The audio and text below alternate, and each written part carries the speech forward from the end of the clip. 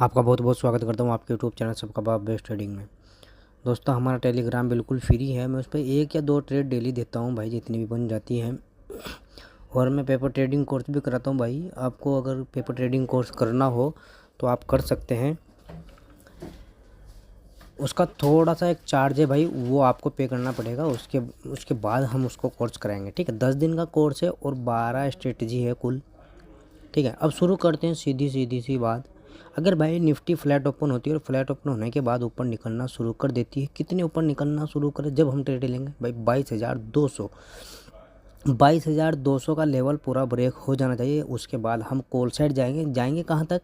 22,327 और 323 तक। मैं आपको मार्किंग लगा के दिखा देता हूँ। ये हमारा सेलिंग एरिया रहेगा, ठीक है। यानी कि ये एरिया हमारा सेलिंग एरिया है। यहाँ पर 200 दिन की मूविंग एवरेज भी आपको मिलेगी।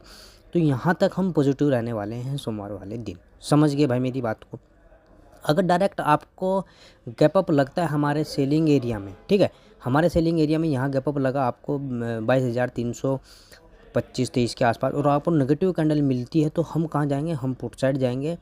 किस हिसाब से जाएंगे? पहली 15 मिनट की कैंडल को हम मार्किंग करेंगे। दूसरी कैंडल जब नीचे ब्रेक हो जाएगी तो हम उसके बाद पुट साइड जाएंगे अपने 22,128, यानी कि जो क्लोजिंग है ना इस एरिया तक।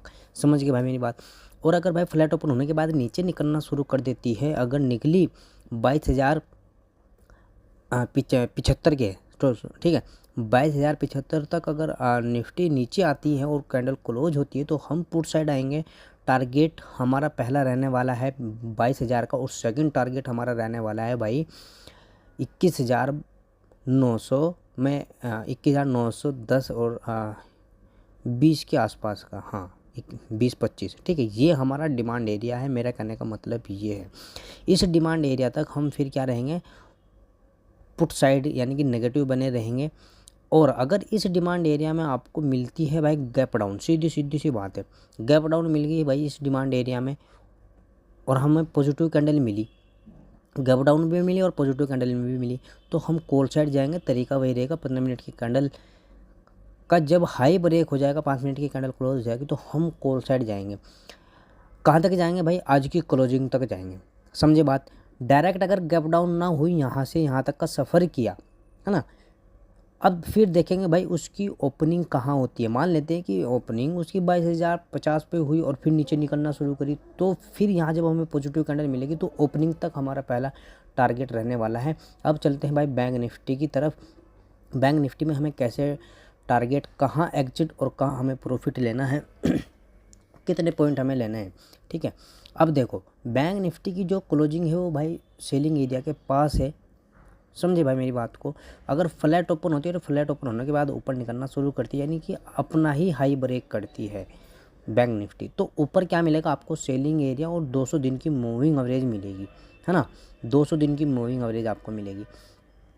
तो हमें बैंक निफ्टी में तभी एंट्री लेनी है जब तक 200 दिन की मूविंग एवरेज ब्रेक ना हो जाए। एक तो 200 दिन की मूविंग एवरेज है 47,732 का, और अगर मैं आपको रजिस्टेंस बताऊं 47,832 का, ठीक है। 200 दिन की मूविंग एवरेज अगर ब्रेक होती है तो ऊपर सेलिंग एरिया है, लेकिन आप 200 दिन की मूविंग एवरेज तक आपको अगर ब्रेक मिल गई, है ना, ये ब्रेक हो गई 200 दिन की मूविंग एवरेज, तो हम एक ट्रेड ले सकते हैं 832 तक के लिए, ठीक है, यहाँ तक के लिए। लेकिन अगर मैं ऊपर देखूं तो हमें एक 48,000 पर रेजिस्टेंस मिलता है। समझे भाई मेरी बात को? यानी कि अगर आपको 200 दिन की मूविंग एवरेज और सेलिंग एरिया ब्रेक होता हुआ मिल गया, जो सा मार्किंग लगी हुई है, 1 मिनट में इसको कलर इसका चेंज करता हूँ फिर आपको बताता हूँ, ठीक है। ये हो गया हमारा काम। हाँ, कहाँ था भाई मैं? अगर 200 दिन की मूविंग एवरेज ब्रेक हो गई और सेलिंग एरिया ब्रेक हो गया 800 का, यानी कि 800 का लेवल ब्रेक होता है, तो सीधा हमें कहाँ तक जाना है? 47,939 तक का, ठीक है। डायरेक्ट गैप अप लगती है यहाँ, तो हमें पुट साइड आना है। फिर 200 दिन की मूविंग एवरेज का हमारा पहला टारगेट रहने वाला है। और अगर आपको मिलता क्या है? फ्लैट ओपन होने के बाद नीचे निकलना शुरू कर देती है भाई बैंक निफ्टी, तो हमें टारगेट अच्छे मिल जाएंगे। बस आपको क्या करना है, 50 दिन की मूविंग एवरेज को ब्रेक होने देना है। फ्लैट ओपन हो, फ्लैट ओपन होने के बाद 50 दिन की मूविंग एवरेज ब्रेक होगी। अगर 50 दिन की मूविंग एवरेज अगर डिस्टेंस पर आपको मिल गई तो उससे बढ़िया कुछ नहीं, तो बहुत गिरावट आने वाली है बैंक निफ्टी में। फिर कहाँ तक आने का पूरी स्थिति है भाई बैंक निफ्टी की, 46,880 और 82 की, ठीक है। यहाँ हमारा एक डिमांड एरिया है, उसको मार्किंग लगा लेते हैं भाई, ये हमारा डिमांड एरिया है ना। इस डिमांड एरिया में क्या होता है, अगर आपको पॉजिटिव कैंडल मिलती है गैप डाउन ओपन होने के बाद या फ्लैट ओपन होने के बाद, यहाँ सफ़र आएगा, यहाँ के सफ़र तक, ठीक है। समझ रहे होंगे भाई मेरी बात आप लोग सब।